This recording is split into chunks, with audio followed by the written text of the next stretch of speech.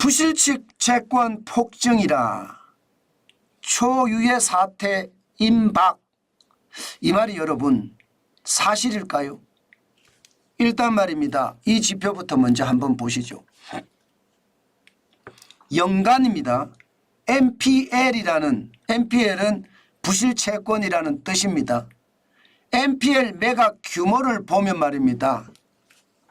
2년 사이에 2021년에서 2023년 사이에 82.2%가 늘었습니다. 2조 9,800억 원의 부실채권 매각액이 2023년에는 2조 4,500억이 늘어서 5조 4,300억 원이 됐습니다. 이야, 진짜 충격적이죠. 여러분, 부실채권이 뭐예요? 은행이 돈을 빌려줬습니다. 예, 그런데 원금도 못 갚고 이자도 못 갚는 그 대출금을 부실채권이라고 이야기합니다. 그러면 누가 못 갚느냐가 중요하잖아요. 기업도 그렇고요. 자영업자도 그렇고요. 심지어 가게까지도 지금 원리금을 못 갚는다. 원금도 못 갚고 이자도 못 갚는다. 이런 상황이 연속된다는 뜻이에요. 2021년, 2022년, 2023년 2021년에는 2조 9,800억 원에서 2022년에 2조 3,600억 원으로 줄어들었지만 2023년에는 5조 4,300억으로 늘었습니다. 문제는 이게 아니에요. 올해입니다. 올해는 지금 여러분 충격적인 수치가 나옵니다. 1분기, 2분기 다 따져서 예상치로 따져봤습니다. 그랬더니 4조 2,700억 원이 나옵니다. 물론 2분기는 예상치입니다. 그런데 그 전년 대비해 보면요. 전년이 2조 1,300억 원이었거든요. 100.5%입니다. 100.5%. 100%가 넘었다는 뜻이에요. 다시 말해서 기업이 무너지고 자영업자가 무너지고 가게가 무너지는 게 지금 100%가 늘었다. 두 배가 됐다는 뜻이잖아요. 이 정도면 여러분 사상 초유의 사태가 임박했다. 이 말이 틀린 말일까요?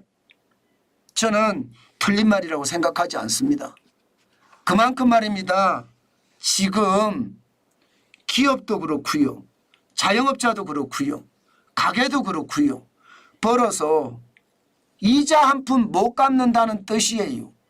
이것은 한꺼번에 와르르 무너지면서 초유의 사태가 벌어질 수도 있다는 뜻입니다. 충격적이죠. 그러나 이게 지금 당장의 현실입니다. 그래서 더 안타깝습니다. 아마 이런 기사가 잘 나오지 않습니다. 그런데 저는 어떻게 찾느냐? 여러분 보시다시피 3일 PwC 분석 보고서입니다. 회계법인이에요. 3일 회계법인하고요. PwC면 세계 최대 회계법인이거든요. 프라이스 워터하우스 쿠퍼스라는 회사입니다. 그 회사와 합작한 회사가 분석한 보고서를 지금 낸 거예요. 그것도 국내 11개 주요 은행을 기준으로 말입니다. 11개 은행의 어떤 주요 은행을 기준으로 부실채권에 대한 조사를 해서 냈는데 엄청나게 심각하죠. 제가 이미 여러분들에게 이 충격의 어떤 파고는 말씀을 이미 드려왔습니다. 그런데 예상했던 것보다가 더 높은 게 문제예요. 작년에 5조 4,300억 원이잖아요. 올해 이대로 가면요. 8조가 아니라 10조가 될 수도 있다는 거. 10조. NPL만. 그것도 11대 주요 은행의 부실 채권만요. 그러면 여러분 이금융권은 어떻게 될까요? 제가 봐서는 이금융권은 이거보다가 더 심각할 거예요. 당장 말입니다. 새마을금고나 저축은행이나 농협이나 신협이나 수협이나 이게 버텨낼 수 있는 힘이 있을까요? 저는 이 지표를 보면서도 제가 굉장히 충격을 느끼고 있는데 아마도 자칫 잘못하면요. 저는 초유의 사태가 터질 수도 있다고 보는 겁니다. 아마 윤석열 정부도 이거 막기 위해서 고군분투할 겁니다. 그 정도로 말입니다. 상황이 점점 더 심각해진다예요.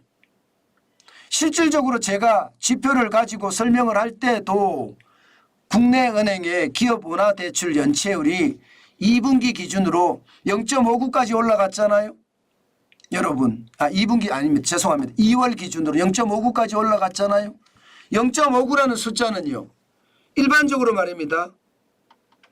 연체율의 경고등이 울린다 했을 때 0.4에서 0.5%를 연체율의 경고등이 울린다 이렇게 표현합니다. 그런데 0.59까지 올라갔으면 경고등을 넘어선 거잖아요. 위험할 수 있다는 이야기잖아요. 제가 여러분들에게 말씀드린 그대로 지금 현실적인 지표가 터진 거예요. 지금 기업 연체율이 0.59면 근래 들어 최고입니다. 2019년 12월에도 0.45입니다. 2013년 8월에 1.259요. 예, 지금 근래 들어 최고입니다. 그러니까 기업이 지금 위험하다 한 것이 실질적으로 현실로 나타나고 있다. 부실채권이 폭증하고 있다. 이런 얘기하고 틀리는 말이 아니지 않습니까? 저는 이런 지표를 볼 때마다 사실은요 두렵습니다. 그것도 너무너무 두렵습니다. 예, 기업들 중에서도 대기업보다가요 중소법인이나 개인사업자, 자영업자 여기가 충격적이라는 겁니다. 중소법인은 지금 0.76이에요. 망해도 지금 줄줄이 망해가고 있다는 뜻입니다. 이미 중소기업들 망하고 있잖아요. 그게 현실이 된다는 뜻이에요. 그 정도로 상황이 나쁘다 이런 얘기가 되는 거고요. 개인사업자도 0.61이에요. 0.61이면 자영업자도 판판이 썰어진다는 그 말이 틀린 말이 아니잖아요. 이것이 말입니다. 지금 현재 대한민국의 현실입니다. 저는 이것이 결국은요. 기업이 어렵고 그중에서도 중소기업이 어렵고 자영업자가 어렵잖아요. 그러면 가게까지도 초유의 사태가 터질 겁니다. 아니 이미 가게는 초유의 사태가 터졌습니다. 무슨 얘기냐고요? 서울 아파트 경매 진행 건수를 보세요. 2024년 1월에 313건이나 서울 아파트 경매가 일어났습니다. 2015년 6월 이후 최대치입니다. 그만큼 말입니다. 돈을 못 갚으니까 이게 자영업자가 가지고 있는 아파트 경매로 넘어간다는 뜻이고요. 중소기업이 가지고 있는 아파트 경매로 넘어간다는 뜻이에요. 이것은 어떻게 생각하면 이미 말입니다. 가게에는 초유의 사태가 터진지도 모르겠습니다. 물론 2015년 6월 358건 이후 최대니까 313건이니까 초유의 사태는 아니겠지요. 그러나 앞으로 또 어떤 일이 벌어질지 모릅니다. 왜? 안 줄어듭니다. 2024년 2월이 218건이죠. 여전히 높습니다. 평균으로 넘어가 보면 여러분 2021년으로 넘어가면 이게 월 51건 심지어 2020년 3월에는 10건밖에 안 됩니다. 거기에 비하면 지금 엄청나게 늘었잖아요. 3월도 261건이에요. 그러니 나라가 쪼그라들어가는 것은 사실이고 이 쪼그라들어가는 것이 결국 현실이 된다는 이야기잖아요.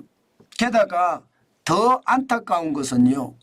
감정가 대비 내가 경매로 넘어갔을 때 받는 돈이 많이 줄어들었다는 겁니다.